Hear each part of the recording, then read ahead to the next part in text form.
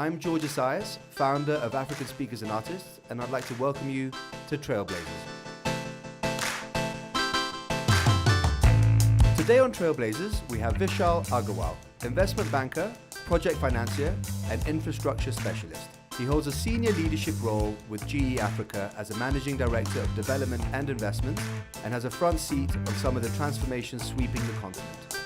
Vishal Agarwal, welcome to our Trailblazer interview series, and thank you very much for inviting us to this really fantastic venue, the Capital Club in the heart of Nairobi. My pleasure. Your career has taken you all over the world, from Asia to through Europe, America, even Central America and South America, and finally here to Africa.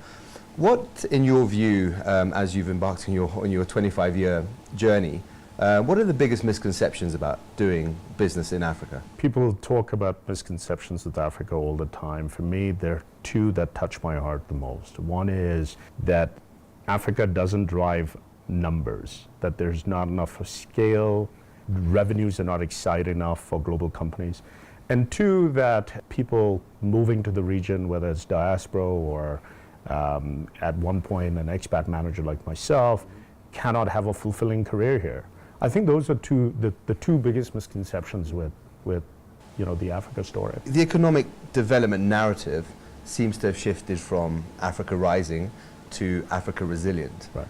Would you agree with that? I think that the first million, the first 100, the first billion was relatively easy year for a lot of corporates and the region. I wouldn't say easy in the traditional form, because our region is full of structural issues and governments and talent issues that perhaps are not similar at all to the West, right? So in terms of the growth story, there has been tremendous growth, and we all have enjoyed it. You have to look at the middle class and how the middle class has risen. All you have to do is go and look at the performance, I always say, as indicators of banks, mobile companies, and breweries, and you'll see that with the enormous growth and sort of upturn in fortunes that they've all had, clearly that tells the tale of Africa rising, right? And it's across the board. Go look at the Johannesburg Stock Exchange, look at the Nairobi Stock Exchange, look at the fortunes of these companies, and there is good growth trajectory.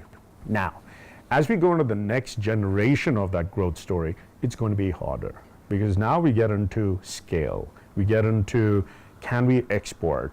Can we go beyond our boundaries, whether it is Kenya or Nigeria or Ghana or Angola, but the continental boundaries for scale?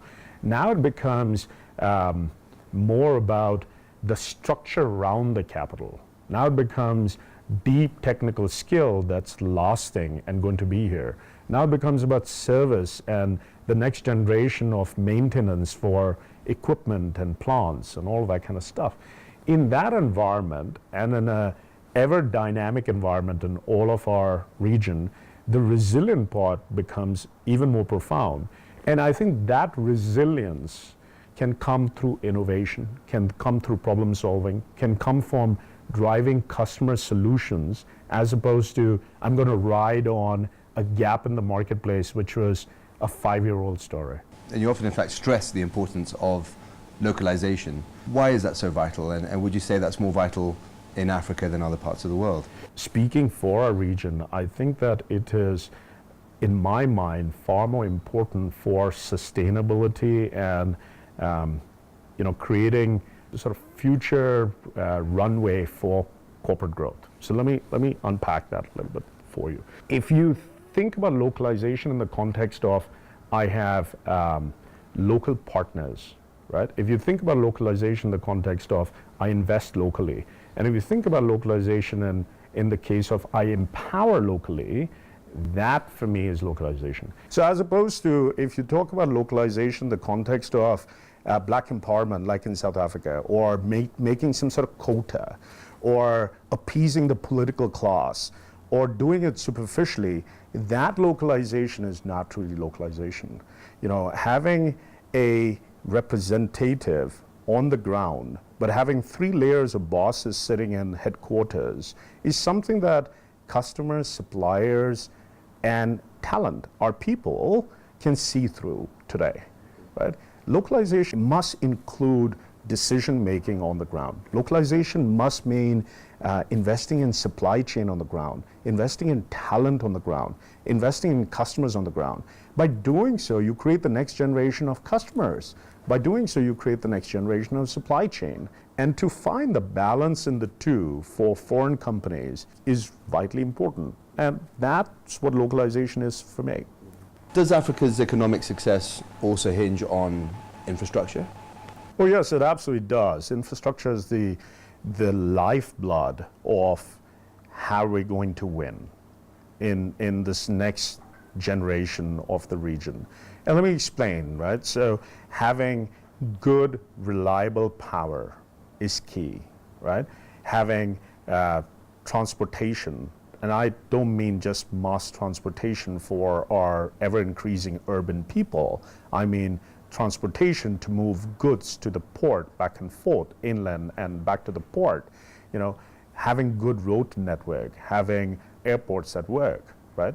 You know, the hub that Ethiopia created, you know, so many years ago. If you look at, you know, the success of Ethiopian Airlines, there's a direct correlation. Ethiopian Airlines flies to more destinations around the world with larger aircrafts than Kenya does. If you look at, in contrast, the gap in Nigeria, both in power. So Nigeria talks about 20 gigawatts of installed capacity, only 5 of it works, right? You know, fixing that is key to developing our economies. And why? Because the future of our economies have a lot to do with local manufacturing. It's not just service-driven economy that shall determine the future of our region, but a manufacturing-based economy that shall drive the future. And without good infrastructure, it falls down. So in your view, are public-private partnerships working? Is there too much pressure on the private side of that relationship to pick up the slack in terms of perhaps bad policy or bad regulation? I think to your question of working, there's a lot more that needs to go in, okay, for both parties. There's a lot of work that needs to happen. And I don't mean just from an institutional framework standpoint or policy standpoint, but I mean in true will and intention. As far as the pressure is concerned, I think that the pressure is a self-imposed pressure rather than any kind of public sector pressure, right? You know, CEOs around the region have pressure of growth and appeasing their shareholders and keeping their talent and growing their supplier base and you know, delivering profits, right? And in order to do that, they have to do whatever it takes to solve some of the structural problems in their ecosystem. And that might mean for a mall, such as in Kenya, the Westgate Mall, to build a road network immediately outside the mall.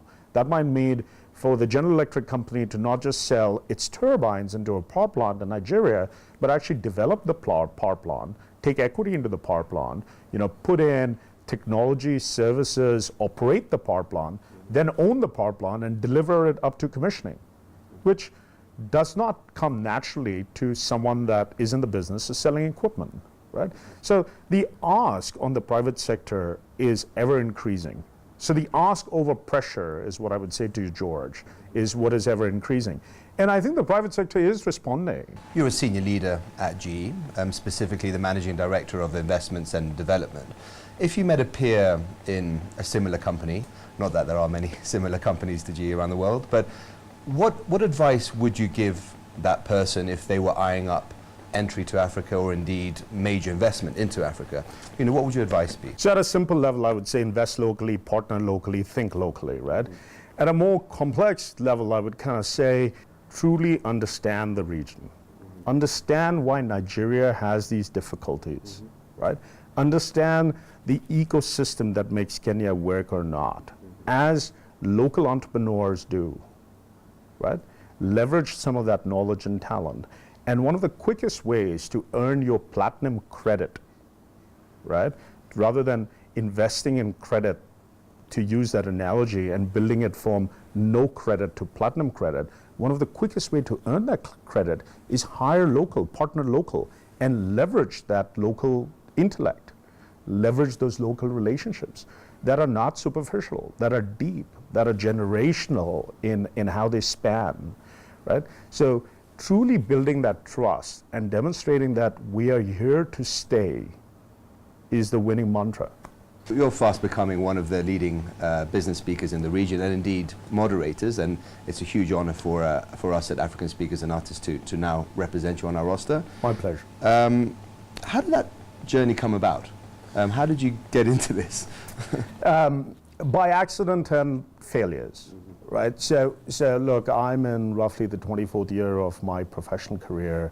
I've seen many ups and downs, as a lot of people do. It's called life, right? I've had good days and bad days. I've learned the hard way. I've learned how to navigate by not a manual, right? Through experience, right? You know, the age-old formula of grinding and just doing it.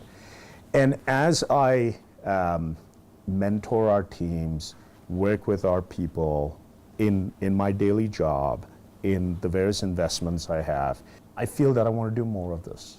I feel that the real job that leaders like me have is one of sharing and collaborating, one of being able to demonstrate what commercial intensity truly means, nimbleness, and how we could go fast. It doesn't matter how big we are in our size, but we ought to still be nimble. How to be big, think small, go fast.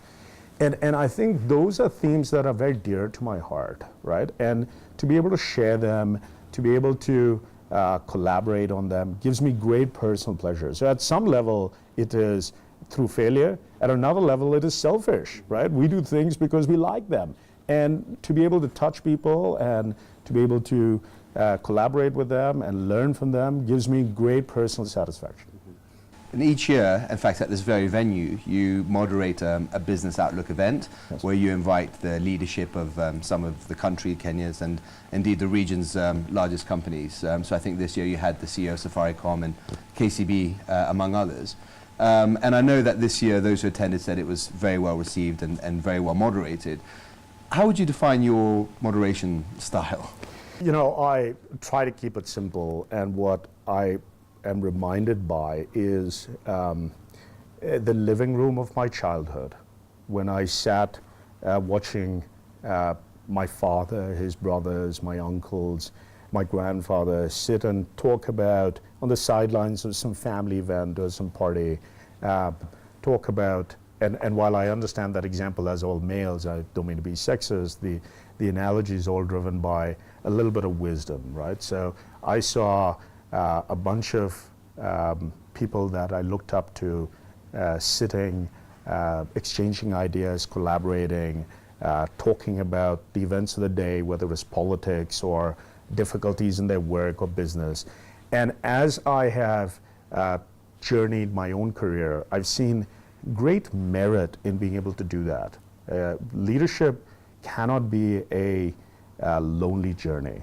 And the point of the economic outlook within an institution such as the club is to bring some thinking to our senior leaders. The club has the CEOs of the region, to kind of share with them, hey, Mr. CEO, as you are thinking about your next year, these are the type of things that some of us are thinking about, and let's share and learn. And I like for it to not feel very formal. I like for it to feel conversational, right? Because I think that in that dialogue comes out nuggets of value.